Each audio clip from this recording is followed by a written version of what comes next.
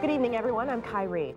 For the first time in 12 years, the Packers win a game in Seattle, ending a 3-game losing streak. 12 Sports Director Dan Needles joins us now. Dan, this was a huge, much-needed win at this point in the schedule right now. When we got here, there were 3 or 4 witnesses walking around, including that man who said he was just minding his own business, happened to look up in the sky, saw this whole thing play out, and frantically called 911. Even with the increased police presence in the neighborhood, anxiety is still very high. People are reluctant to talk. That makes it difficult because Milwaukee police are asking for public help in this investigation. And he did it by coming from last place in a backup car. Dan Needles is here with more on a huge victory for Matt Kenseth. I am standing here at 36th and Clark where the shooting actually happened and where you can still see some police activity here behind me. Elder Madison says there is still more work to do. He'd like to see a city garden, for example, put on one of these vacant lots. Just another way, he says, to bring this neighborhood together. Those undecided voters, those people who just don't know yet, what would you say to them? Well, I would just say that if you believe that we need to fundamentally change how our politics works. I'm Kai Reed. Police say the attack happened in the woman's off-campus apartment near Oakland and Hartford. As 12 News' Jason Newton reports, police found the suspect in a bizarre way. And police say the victim's attacker was a complete stranger, a 28-year-old man from Milwaukee. The victim suffered minor injuries. It's still cold outside, but nothing like the deep freeze we had last week. We could use a midwinter break. We sure could. After retracing Abraham Lincoln's historic journey, President-elect Obama reached Washington, D.C. to start a busy inauguration week.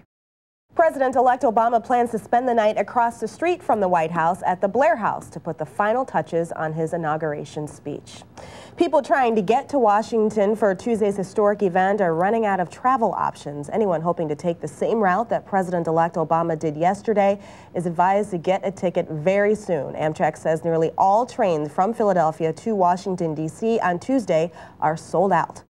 Some warmer news, finally, from the Weather Center. And doesn't that sound great? Chief Meteorologist Mark Baden joins us. And Mark, temperatures might actually get above freezing. Wow. Yeah, I think not bad.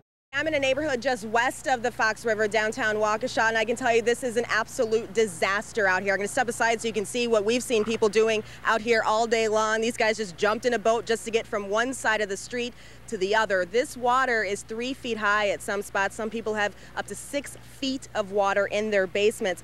A lot of people have evacuated, gone to relatives' homes and things, but others are just trying to salvage what they can and wait this out. The view from above only tells part of the story. But I just resealed the whole basement with new ceilings so that it would prevent this from happening. Down below, residents are reeling, baffled by the destruction Mother Nature's handed out. Everything I've got down here, I just had a new water heater put in 6 months ago. It's a $7,000 furnace that's not even a year old. New washer, new dryer, all gone. Gene Lamprett just renovated his entire house. Everything was brand new.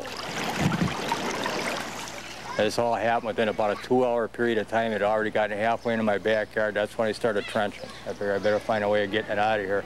If neighbors here can find any comfort, it's in knowing they're all in this together. Just bring that little box and then with this medication in it. We found Joe Zuniga on his 3rd trip to his mother's house. Across the street, that's now a river. He got the dog and her medication. Everybody's doing what they can for each other, you know. You're doing as much as you can, you know. Some of the people already left their houses. So, you know, there's really not much you can do but except wait for the water to recede. There's nothing you can do now. You know, I got people calling, you need help, and it's like, no, there's nothing you can do now. You got to wait till it goes away, and once it goes away, see what you got, and then see what we need from there. You can see that We Energies is out here just cutting the power off of some of the homes, and they are sending out some warnings to people. If you have water in your basement, especially if it's over the electrical outlet line, do not go down there unless your power is turned off. They're also telling people to stay away from the flood water. If you don't have goggles, boots, anything that can protect yourself from this water that could be possibly contaminated. The hope is that the water will start to crest tomorrow morning. Now we're gonna season these pork chops down thoroughly. You can take a man out of New Orleans. Let's get some of this good Cajun New Orleans spice here.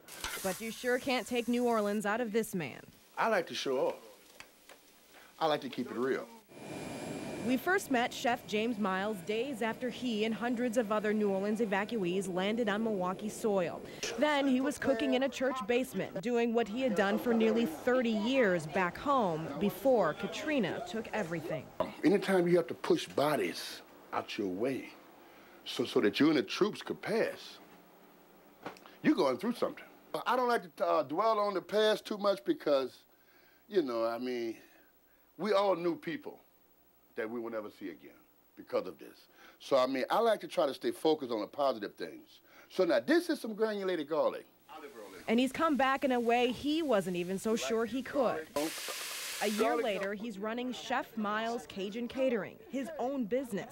So we got a little crew now, and we doing catering events, and we go, move around quite a bit.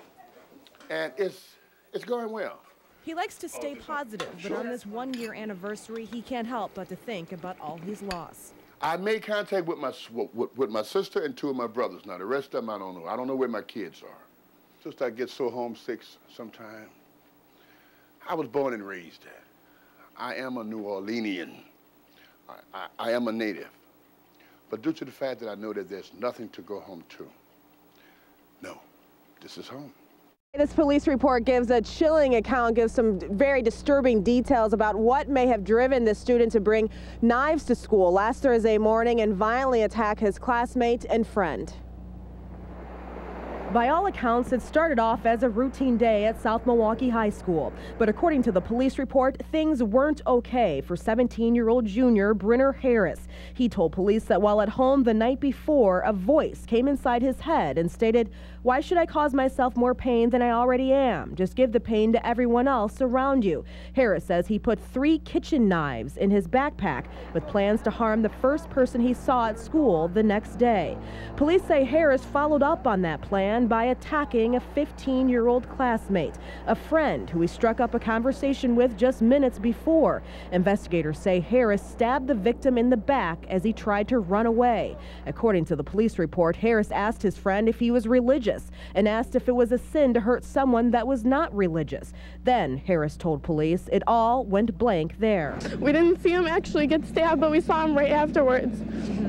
We saw he came out and he started running that some guy had a gun, or not a gun, a knife, and then he was like, and then he turned around and he had blood all over him. The victim was rushed to the hospital and Harris was arrested a short time later at his home. Police say Harris later told them he was scared because he stabbed someone who didn't even make fun of me or picked on me. Now, Harris told police that he's heard voices in his head for years and that he did not mean to hurt the victim, who, by the way, is out of the hospital tonight. Harris is being charged as an adult. He is expected in court later this week.